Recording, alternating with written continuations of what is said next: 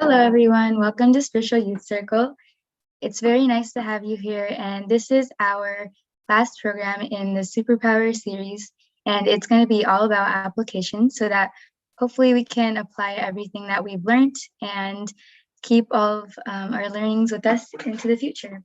So, to begin with, I have a little question for you guys.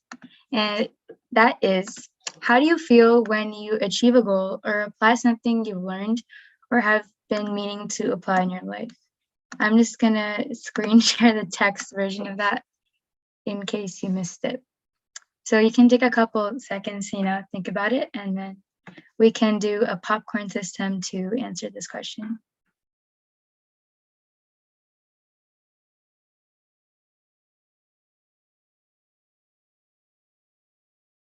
All right, I can begin.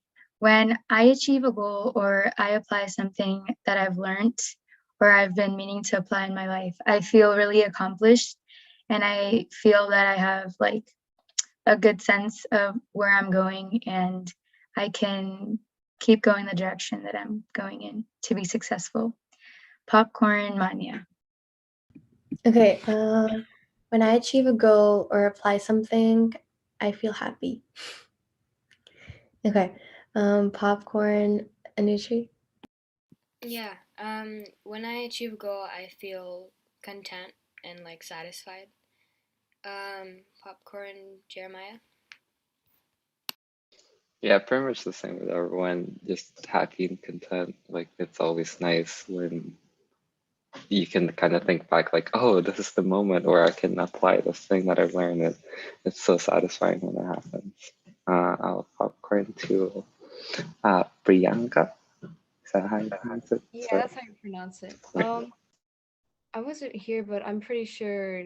Yeah, I feel like the exact same way. Where yeah, you feel like fulfilled and very satisfied because like you feel like you finally that it was a useful way to it was a useful thing to learn and it was like something that you're able to do and um when you're able to complete a lot of goals or you're able to apply this to your life or like as like a learning type of thing, it makes you feel a lot more satisfied in yourself and also with like your knowledge and trying to teach other people as well. So yeah. You want to popcorn it over to someone? Oh my gosh, yeah. So who hasn't gone yet? Yeah, Oh, and yeah, Anshu sounds good. All right, thank you. I also feel very satisfied when I've accomplished a goal and just proud of the hard work that I've put in mostly. Yeah. I'll popcorn to Sweka. Sorry, I can't see what's being screen shared and I kind of missed the beginning. So what's the question? the question is, how do you feel when you achieve a goal or when you apply something you've learned or meaning to apply in your life? Oh yeah. Well, I guess off the top of my head, I feel good. I'm like, yay, I did something worthy. Yeah, it's a nice feeling.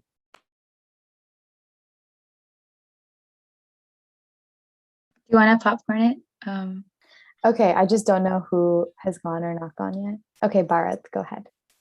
Oh yeah, kind of interesting is I tend to feel motivated because it feels like, I can do more because it's like I accomplished a goal and it's like it motivates me to do another task and finish that goal as well.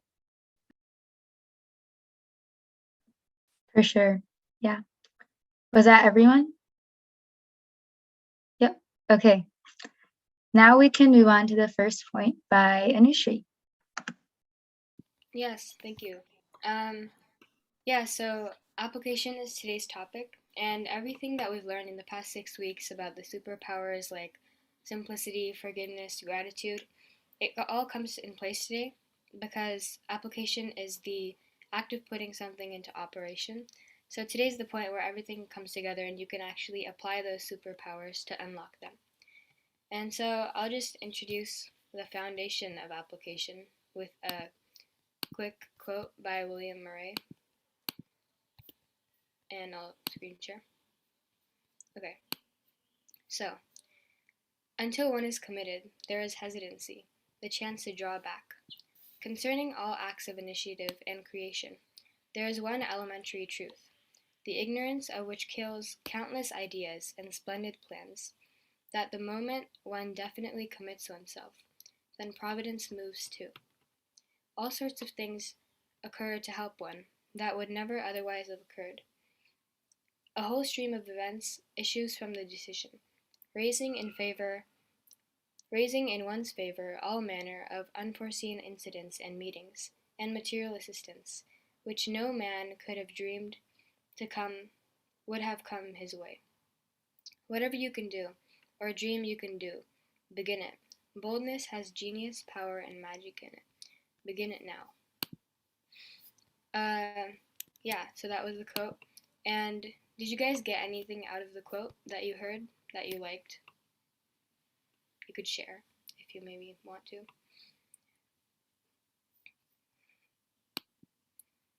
I can still reshare it, but I liked how it explained how once you actually commit to something, I think if you can share again. Okay, yeah, it said until one is committed, there is hesitancy. But then once you actually commit to something, then it says all sorts of things occur that would have never otherwise other occurred. And I've noticed this as well, that sometimes if there's an extremely daunting task that I have to accomplish, and I'm initially am very hesitant to actually commit to it. But once I commit to it, all sorts of things just magically unfold. And I find that to be very interesting. And like this quote definitely elucidated that beautifully. yeah, nice. Anyone else wanted to maybe share something that you liked from it? I liked when it said a whole stream of events issue from the decision. So, like, when you make that decision, it's not just you committing to an activity, it's like everything surrounding that is also changing, which is nice. Yeah. Yeah, nice points. Yeah. So I'll just take an example from my personal life. So in third grade, I ran for class representative um, in school, and so my teacher was like introducing it, and then you can run for it if you want. So then in my head, I was like, yeah, okay, I'll do it. I'll try to do it. So I started, preparing and like rerunning and rehearsing, and so I won. Um, yeah, I did win, but yeah, and um, as soon as I said I'll try, like it said in the quote, all sorts of things occur to help one that would never otherwise have occurred. And that kind of put like a chance into place because without me committing to try to win this position, there would be no chance in the first place. And if you notice the whole time, I could have chosen to say no. I voluntarily, chose to go for it. And I wrote ideas, practice, revise, and prepare for the speech that I had to give. And I had the freedom to commit to it, and I did win. And did anyone else have a similar experience where you didn't know if you could accomplish it, but you committed, and when you did, all the motivation came? And yeah. Oh, sorry, Priyanka, go ahead. No, it's okay. If you want to go, you can go. No, it's fine. I was just gonna like agree with her. Oh, okay then. Gotcha. Yeah. I also agree with you. I did have like a thing in my life where so actually this happened kind of fairly recently, but there was like this a cappella group in my school that I was very scared about auditioning for and everything like that because at the moment I wasn't very confident in my voice and everything like that. However, once you really truly put that like work into really committing to like, practicing the song for the audition and everything, I ended up actually like getting in, and then that like sequence of events like the quote was explaining just all fell into place. I think when you with boldness with just like taking that first step, it's so magical because when you finally take that step, it feels like the most daunting task has already been done. And so once you've already taken that step, you're in it. Like you're in the like lion cage and everything. And while you're in it, you feel like prepared because all that fear just kind of gets released when you finally take that step. Yeah, it's amazing. And yeah, like how you said, boldness has magic in it, like it said in the quote as well. And so Yeah, if you notice, the entire time I could have chosen to say no, but I had the freedom to commit to it. And we all have this modicum of free will where we have a choice in how we act, and we're free to choose our behavior, like whether to commit a crime or not, or what's good or bad. And you've probably heard this a lot, but where attention goes, energy flows. So you can choose to shift that attention to anywhere you want. And you can make a more determined discrimination about what's good and bad and where to invest one's attention. And so, also, you are a agent of change, creation, and improvement. So you should never claim to be permanently unqualified. And you can change, you can create, you can improve because you're an agent of change and you have volition. And so volition is something that's not in dead matter, it's only in the living force. And that's what we are, we're the living force. So application is the deliberate enactment of your free will. And so, like I said before, we have free will and we can enact it by deciding what we're going to do with our time. And I could also adopt an attitude that I can't do anything. That comes out of my speech and my attitude that no, it's not possible, I'm the way I am, and whatever happens just happens. But we can recognize that we do have free will and we can point attention to wherever we decide if you want to commit to it. And so after that, we can make a plan, which leads us to our next point by Manya and Parth. Okay, thank you, Nishri, for that wonderful first point. I'll just open the floor for everyone if you have any reflections on the first one. If not, then we can go in the second one.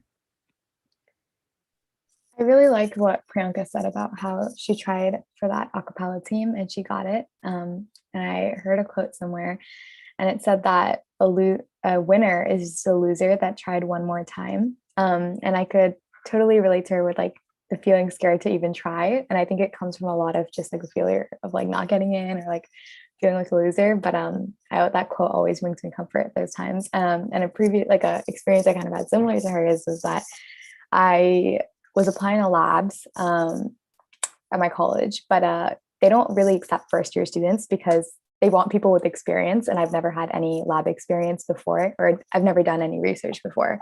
So I had applied to like 3 labs and I had gotten rejected from all of them, which is kind of expected because I had no experience and I was the first year. But I just kept going because I was like, at this point, like, I'm just gonna get more rejections. Like, what's the worst that could happen?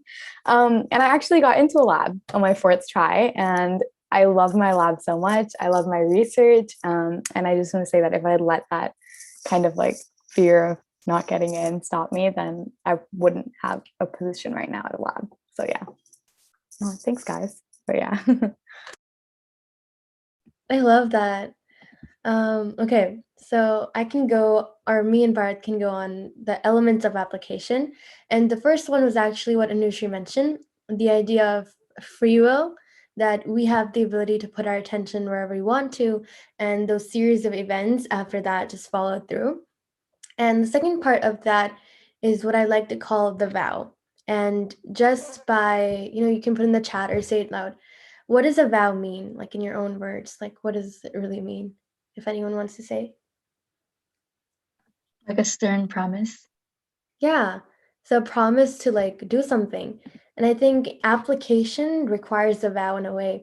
So you have to decide what you want to do and then say, I'm going to do it. And that's when your life starts getting exciting and productive. And I'll just ask, have you noticed that when you create a to-do list or a schedule, your efficiency also increases? Like, you know what you're going to do for the day. You can put reactions. Okay, I see head nods. Okay, amazing.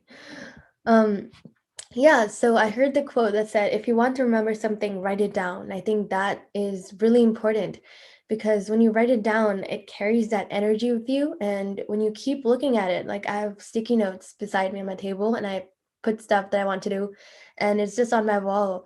And when I keep looking at it, it reminds me that I need to do this activity. And I'll just take an example of a vow. And it happens in our country, actually. So why is there a United States of America? I know it's a very vague question, but if you really get it down to one point, you'll say that, okay, well, someone looked at the Magna Carta what somebody else wrote down, and then they said, okay, let's make a document just like this. So some people got together and they made the Constitution of the United States. But then what happened? We as citizens are vowing to follow it, right? So there's so many different things. Like you could say traffic rules even. So why are you stopping at the red light? Like, okay, nobody's telling me to. It's a law. But the idea that it was written down and we are following it carries that energy, because when you write something down and where you make that vow, it's like you're committing to it. And I'll just go over commitment more. So when you think about commitment, you might think about, okay, if I'm really committed to an activity, that means I've been doing it for a long time. I've made it a habit. But I think commitment generates with taking that first step. Like Priyanka was saying, like you take that first step, there's magic in that. And I think that is commitment. So when you say, I'm going to do something, when you make a vow, that itself is also commitment, right? And an interesting thing that I've noticed is that oftentimes when, in order for us to grow and make a vow, we have to make certain sacrifices. And I could take an example of, when you follow a diet, you're making a sacrifice to not eat something that's unhealthy for you. So in the long run, it's good for you, but you're also making that sacrifice. But making that vow helps you in the long run, right? And if anyone has anything, any reflections, we can stop now. And if you have anything, you can say it. Okay. Okay, so when we make a vow, it really becomes practical, and then we can act on it, which is the idea of getting knowledge. And Bart can go into that further. Yeah, so actually before I talk about getting knowledge, I just want you guys to think, I'm gonna put us in like a little bit of a scenario. So basically how it works is we're gonna be in a plane or a bus or a train or any long form of transportation, and we're gonna be going on a long trip. Now, when you look around, what is like the first thing that comes to mind that people are gonna do or what you're gonna bring? You guys can just like put it in the chat, or a few of you can unmute if you want. Maybe a book.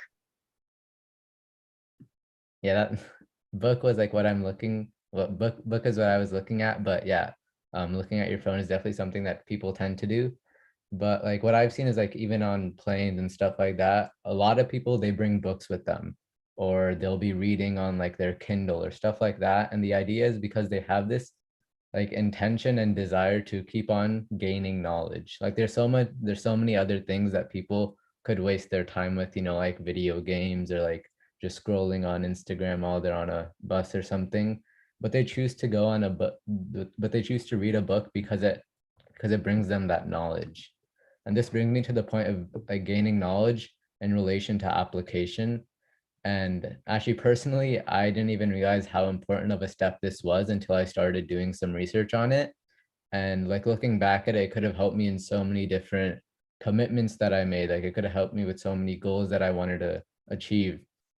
And today I'm going to focus on like two types of those. And one of them is going to be vague goals, and the other one's going to be like goals without structure.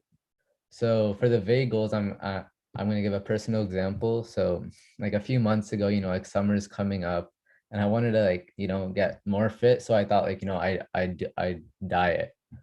And so I just made a commitment to myself, like, I'll diet for these 3 months of summer. But the thing was that all I said was I'm going to diet.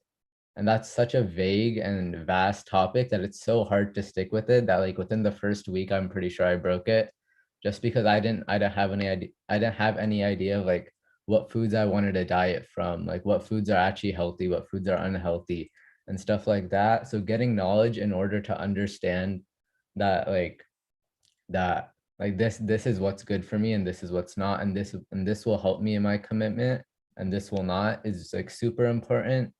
And it's really made me realize that like knowledge, like we should continue getting knowledge throughout our experience of the commitment, and not just like it goes knowledge then commitment. It's more like knowledge, and then that like encourages you to commit to something.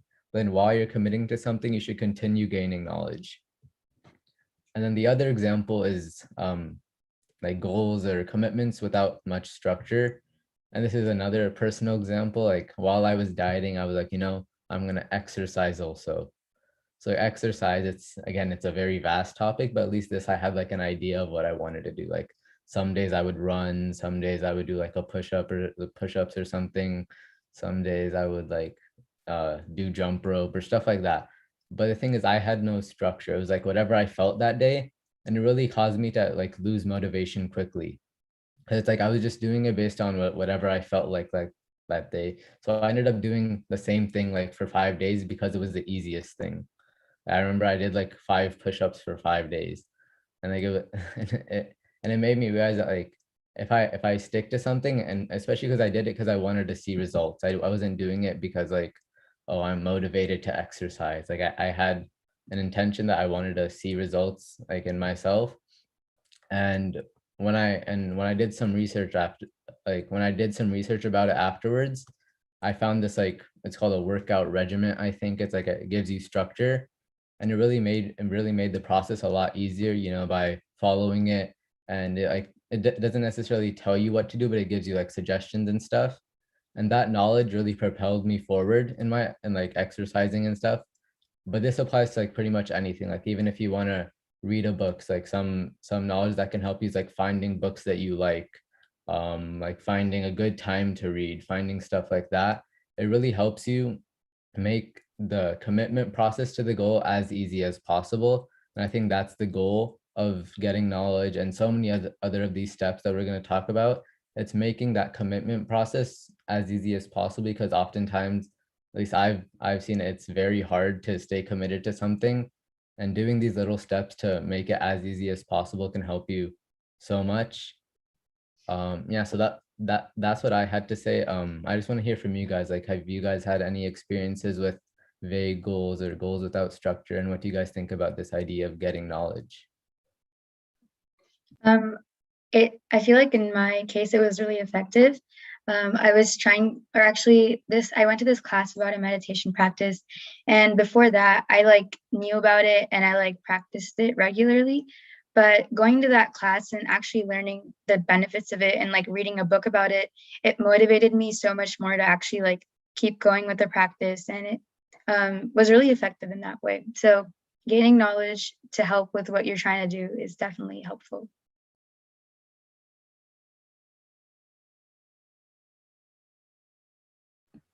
And I feel like getting knowledge, it also gives structure to why you're doing an activity, because I may be like doing something and then I get so lost in it that I don't know why I'm doing it, right? So getting knowledge is also like keep reminding yourself that this is something important to me and I should be doing it. So I liked your point on that.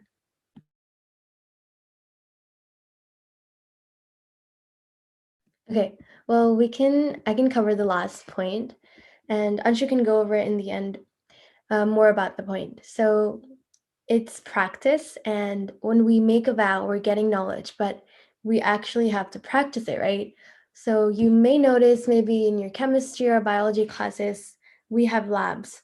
So they give you an information, but in the end, they let you do the process yourself.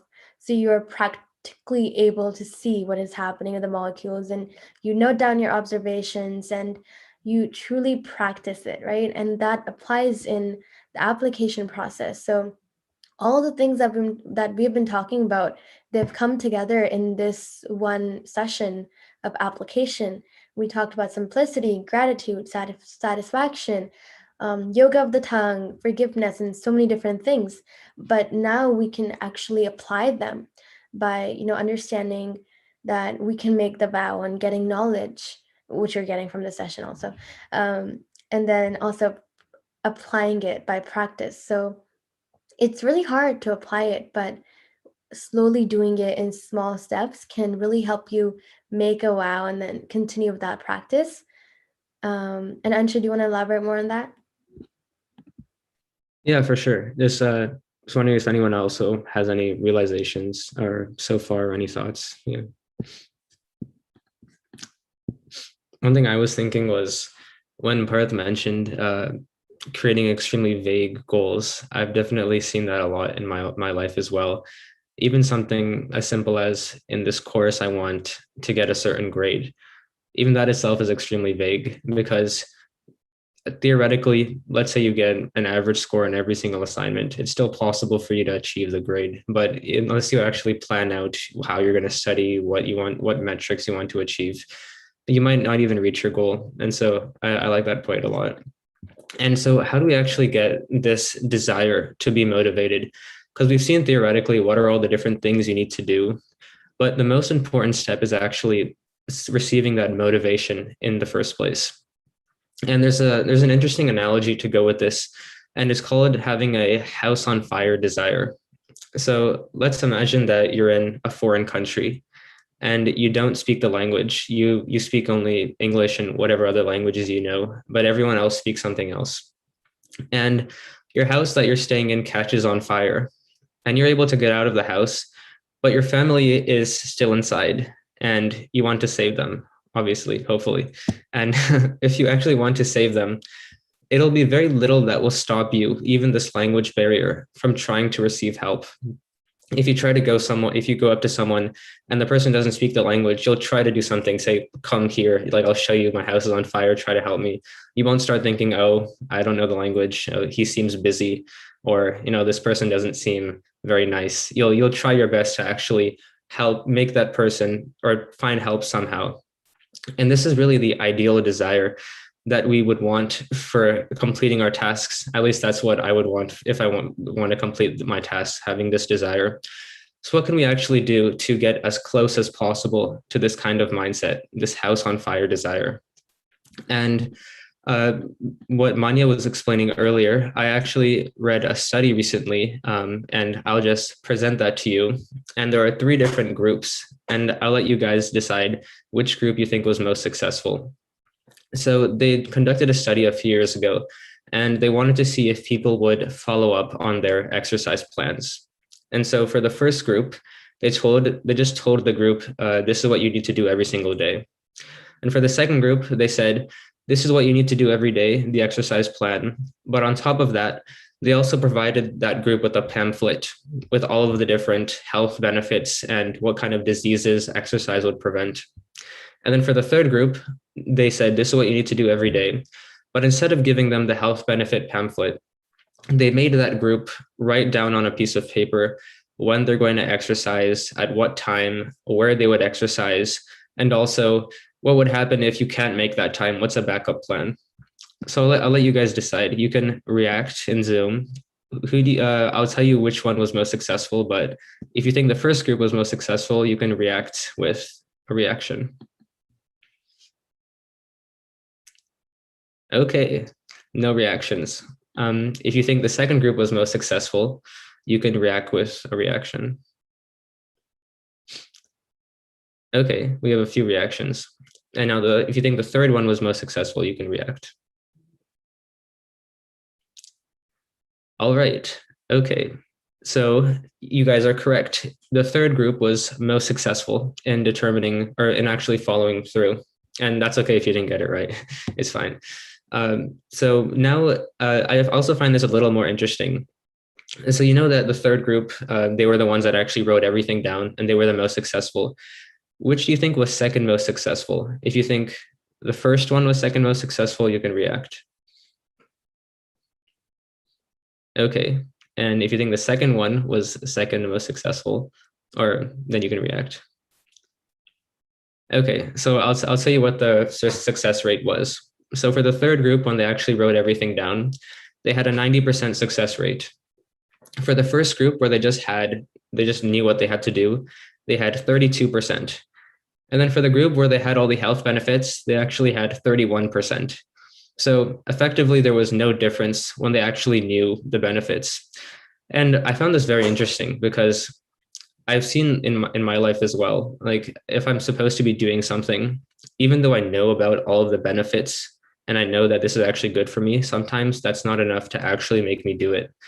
And that's what has been shown in these studies as well. So I was wondering if anyone had any thoughts on this study, or just from your personal life, anything related to this. I was remembering like when you go to a doctor and they tell you like where you're at in the plan, they give you like a pamphlet showing like five, like a plate, and they say, okay, 5 things, like there should be like meat, dairy, and they show like a plate. And I get that plate every single time, but I still don't follow that diet plan. And I was remembering your survey of how even if they were provided that information, for them to actually apply that was hard. So I agree with that. Yeah, something that made me think of is like in like smoking like or cigarette packets, like they actually tell you, oh, this will give you cancer, but yet people still continue to buy them. So literally, like, yeah, just receiving that knowledge, like, oh, this is actually pretty unhealthy for you. Um, that's not all someone needs to know to apply like whatever they need to do. So yeah. I really like that you pointed that out, Jeremiah, because um, I was also remembering something. I follow Jay Shetty a lot because he's a motivational coach, and I really like his work. And he was saying something on a show once. He was saying, "I don't judge. I don't want to do an activity based on how I feel before it, but how I'll feel after it." So like, I imagine that once someone is done smoking, like once their cigarette is done, they feel awful about it. Or like once they eat, like break their diet, they feel awful about it. But before it, there's like such like a desire, like, yes, I want to do this one thing. Like I want to smoke, I want to do something unhealthy. So maybe like judging the desire, judging the activity based on how you will feel after it rather than before it. I think that's such a powerful lesson. Definitely trying to implement it, but not very successful yet. Hopefully it'll get better.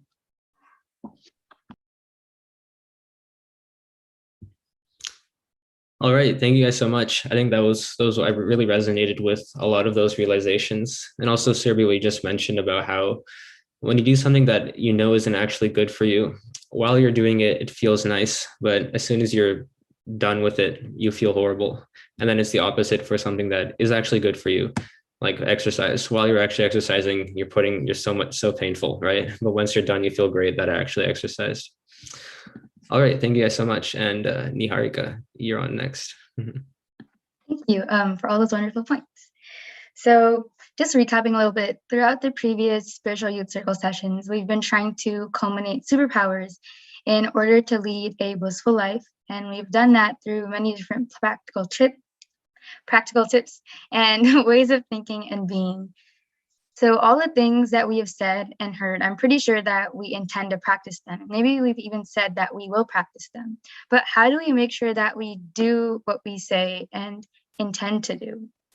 So last time we talked a lot about how our words have weight and how they can be binding or they can be a form of commitments, not only to others, but also commitments that you make to yourself. And we feel great when we follow through with all the commitments that we make to ourselves. Like when I'm able to keep up with the schedule for the day, I feel great. And when I'm not, I don't feel that great. So in that way, I heard a quote recently that says, self-confidence comes from keeping promises you make to yourself. And I didn't really venture to think that self-confidence would come from keeping the commitments and fulfilling them. But it made sense because we kind of have this sense of control over our lives when we keep the promises that we make to ourselves. And then we're able to understand how, backtrack a little bit, but just keeping the promises that we make to ourselves is so impactful and encouraging and helps you just keep going.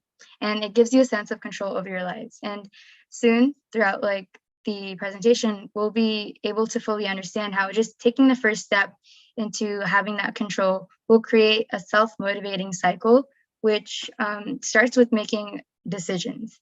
So we make decisions and choices when we have control of a situation. And the part of our brain that activates while doing this is called the striatum. And there's some people who unfortunately have a defective striatum. And so they have extreme symptoms of lethargy, apathy, and demotivation. And this is to the extent that when an interviewer sat in the room waiting to ask a question to the patient, they just sat there silent for hours upon hours because they weren't posed a question. So they didn't even have control over the conversation or just any small talk. They didn't have the impetus to do that. So that's just to kind of illustrate the amount of, or the symptoms of their condition. And so these patients, they were tested with a guessing game, and this guessing game was rigged, where all their answers would be right one round and all their answers would be wrong the next round. And they were put under an MRI machine, and above them was a computer screen, and there were buttons by their sides to control the answer. So the game was to guess whether or not the number on the screen would be higher or lower than 5. And when they guessed whether it was higher or lower, this gave them a sense of control. And even though it was so limited and the game was definitely rigged, the patients continued to enthusiastically play this game for hours. And one patient even asked the researcher while like going home, like, can you set up this experiment for me, or like this game for me at home? Like, I love it so much. And we all know, obviously, probably, that this game is supposed to be dull, and it's actually designed to be boring because they wanted you to see like the limits of the striatum.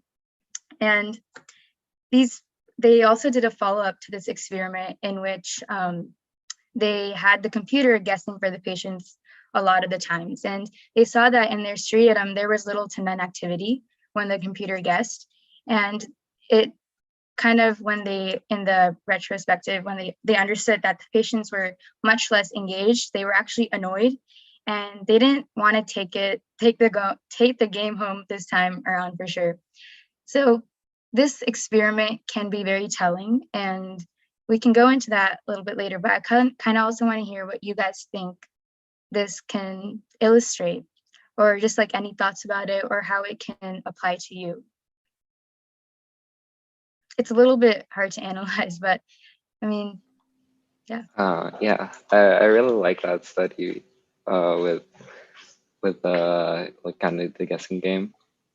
What I kind of brought or took from that was this idea of like learning to face like uncertainty, and yeah, and if you like don't know what's gonna come up and you make a decision that's correct, that's actually like the source of confidence. And like from a personal example, I remember like earlier on in like middle school or like high school, like it was just hard for me to socialize with other people. Like I always felt like socially awkward, and like, and once I actually like put myself through that experience and like, oh, like I'm really uncomfortable like talking to these people that I don't know. Yeah, it was like afterwards and like surviving that, it actually like gave me that confidence to actually socialize with people, because yeah, like I didn't know what I was putting myself through. I didn't know these people, but I'll chat with them for a bit. I'll see what happens. And that was really like the start of like helping me to like kind of build my personal confidence. So yeah. That's so awesome. I'm really happy for you about that.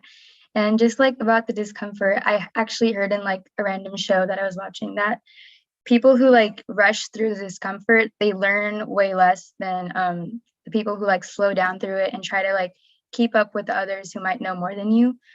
And yeah, I think that was just really eye-opening. Does anybody else have any thoughts?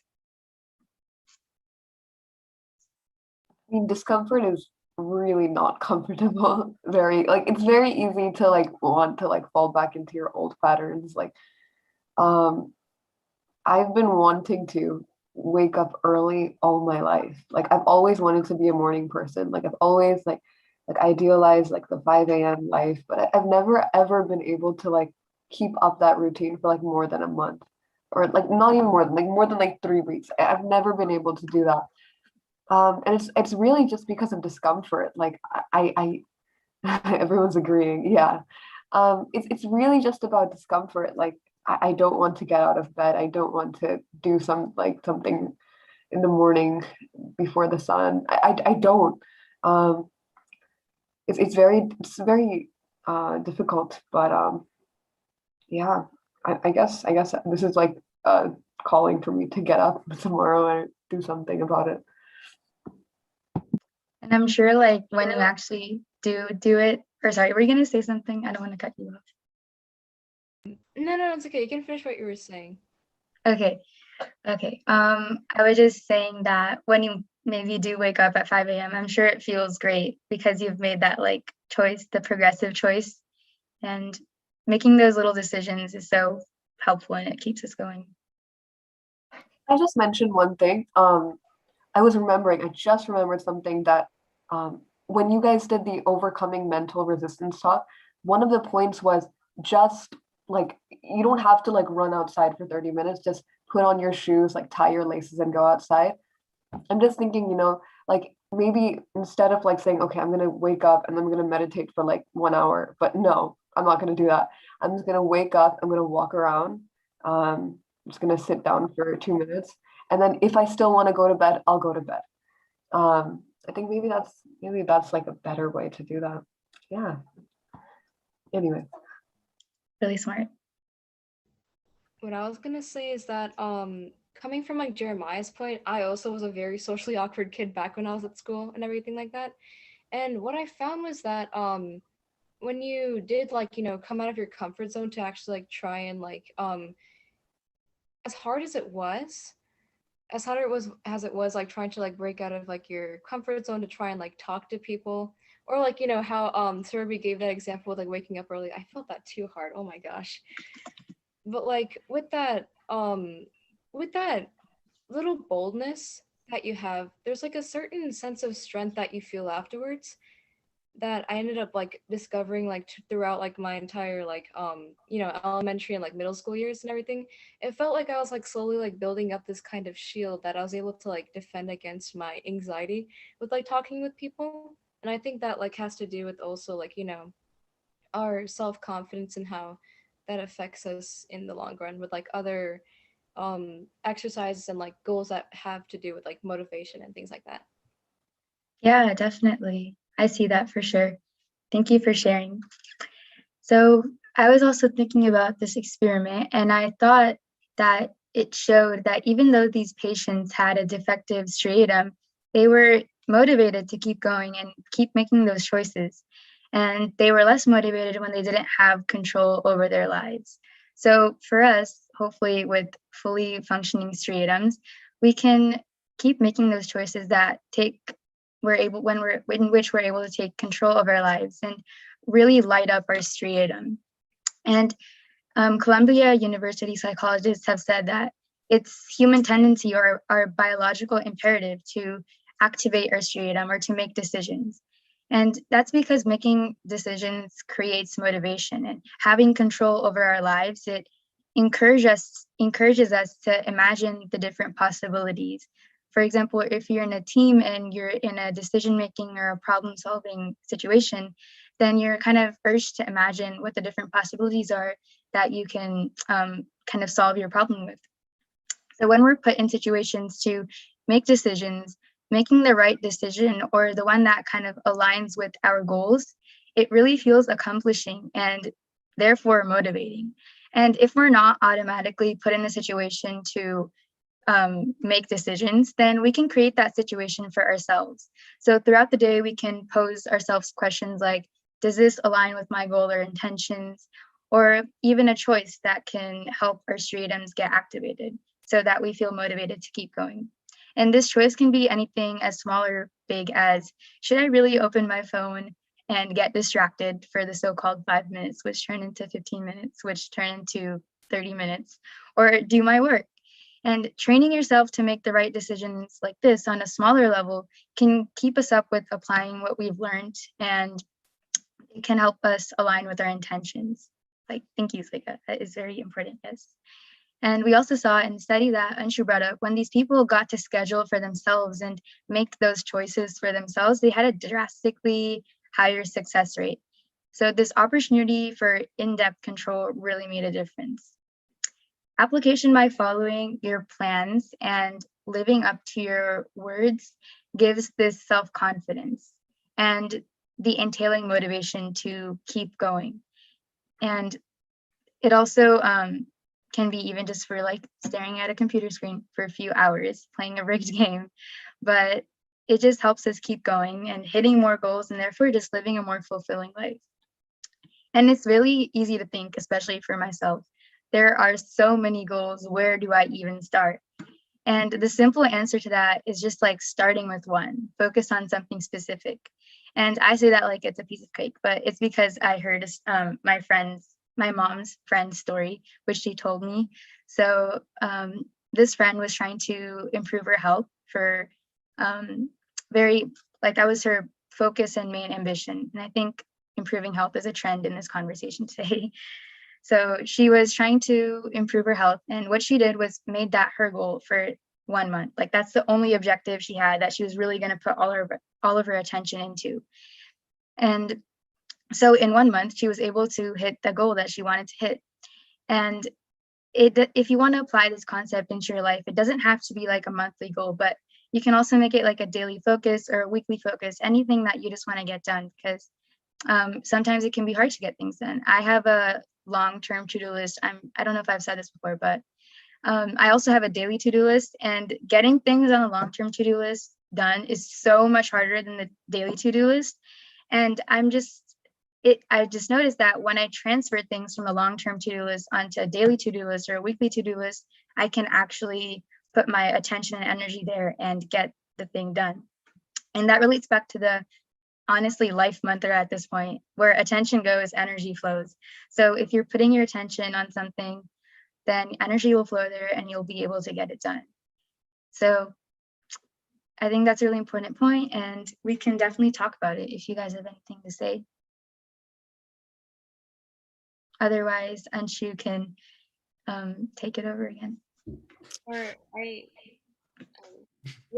definitely agree with the part where you said, I mean, just like the whole idea of like having smaller goals makes it easier, or like seemingly smaller ones that like lead to the big picture. It makes it a lot easier to actually like complete, in my perspective. So. Yeah, all right, thank you. I'd actually like to go back to what Surbi mentioned about related to the same point about taking small steps. That was in the first show that we had, Overcoming Mental Resistance, but that was a long time ago. It was way back in April. And so I'd just like to expand on that in case those of you that weren't able to attend. I think it's a wonderful point. So let's say that you want to read a book and you want to finish the book. So you make a goal. I'm going to read this book every day for 20 minutes, which seems like a reasonable goal. You probably have enough time to fit that in. But what might end up happening is you read for 20 minutes on the first day because you're motivated, and then you read for 20 minutes the next day. But then the third day, you are just super busy. You can't read for 20 minutes. That won't fit into your schedule. So how many minutes do you think most people end up reading because they can't read the entire time? 0.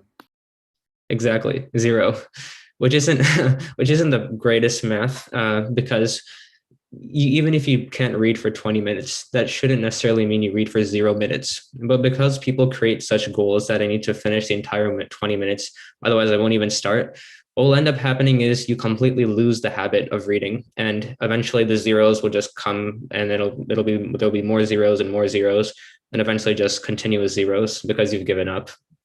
And so that's why it's extremely important that if you want to actually achieve something, you should make a small but concentrated vow, a small vow, which is saying, I want to read every day for 20 minutes, but I vow to read at least for 1 minute every day. Because once you make this vow, your mind will have very little wiggle room. Your mind won't be like, oh, you know what? I think I'm just so busy today, I can't read for 1 minute. Or even if you want to make it even smaller, I'm just going to open the book. That's it, because that'll get you started. I'm just going to open the book every day. Your mind won't be able to trick you out of not doing that because you know for sure you can open your book every day. Does anyone have any thoughts on that idea? I feel like it'll be really effective because I definitely do the 0 thing. I just try to incorporate that in my life. yeah, there's like assignments, not assignments really, but like projects that I've been holding off for like so long. And it's like I put it on my to-do list every day. Do this project, do this project, do this project. I've never got into this project. It's been like 2-3 months. Probably because I have to break it apart. But I don't want to. But I think that would really help. Taking small steps. Yeah, one thing I've tried is sometimes if I want to start something and I think, okay, I need to start this, then all of a sudden my mind tells me, oh, this is going to take 2 hours. You're going to sleep super late. Then this rarely happens, but sometimes when I have some good consciousness, I can tell myself, this might take a long time, but you have enough time to open the document, right? You can probably open the document. That's not too bad.